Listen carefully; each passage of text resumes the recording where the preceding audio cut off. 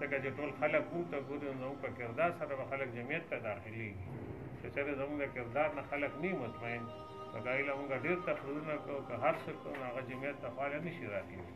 په دې باندې کوشش کول پکار دي ځکه چې دا څومره باطل قوتونه دې وخت کې لګیا دي هغه خو ډېر کوشش کوي چې جمعیت ته ډېر نقصان ورسي دا خو د الله تعالی فضل او احسان دی الله پاک دې علماو ته استقامت ورکړی دی او ښه مضبوط لګیا دي هر قسمه کوشش به کېږي خو په دې باندې د هغې څه اثرات نه څرګندېږي او انشاءالله مخکې به همداسې وي چې موږ ستاسو د ټولو د عزمي او د خدمت سره جذبې سره موږ راځو الله پاک به موږ تاسو ته د دې اجر راکوي الله پاک دې دا مجلس دا په خپل دربار کې قبول او منظور کړي او د دې مشرانو او دا سایر الله پاک موږ او تاسو باندې دا ډېر قایم او دایي وساتي واخر دعوانا انشاءالله د دې ملتي جلسې متعلق چې دي د دې جمعې د پروګرام مختلف قسم خلکو نو ما په وخت کې هسې دا محسوسه کړه ځان سره چې د مدرسې غونډه کې ماحول نه زه راجدا شوم او ناست هلته کې وم ما درس ورکړو احادیث وپړل بس هغه زما پرېښي دي او راغلې مه دلته دې مجلس کې ناست یم نو ډېر چاپېر خو زما نه ښځې دي او دا ټول داسې خلک دي مجالس دي چې هغه خو زموږ سره جوړېږي هم نه آیا په دې مجلس کې دا زما ناسته او دا راتلل او د مدرسه پرېښول د دې ماته یو قسم ته په هغه وخت کې یو افسوس محسوسېده او خو بیا وفرمیل چې کله الله پاک زموږ په ذریعې سره یو خدمت وکړو او قادرانو باندې د کفر ټاپه ولګېده او هغه تحریک زموږ کامیاب شو نو د هغې نه پس ماته پته ولګېده چې الحمدلله اسمبلۍ ته راتلل دا د یو خاص مشر دپاره نو د هغې نه پس ماته اطمینان حاصل شو نو اصل خبره دم دغه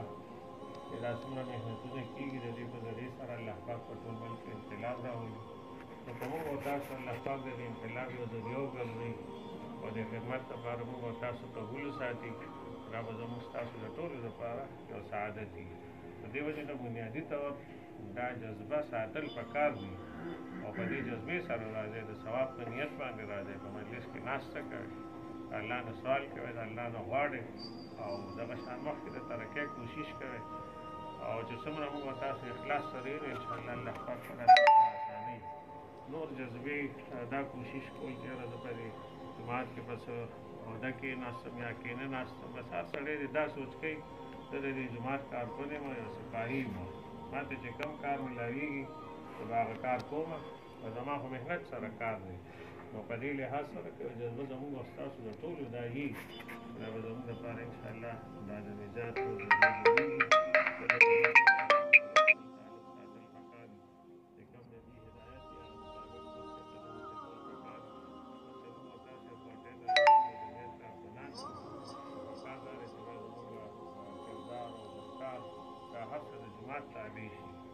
ځکه که چېرې موږ جومات میټینګونو کې هم کېنو یا دلته کې ناسته پاسته کېږي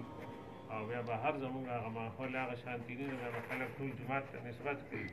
خو چې زموږ او ستاسو کردار چې وي که نه هغه د جومات مطابق شي زموږ نظریه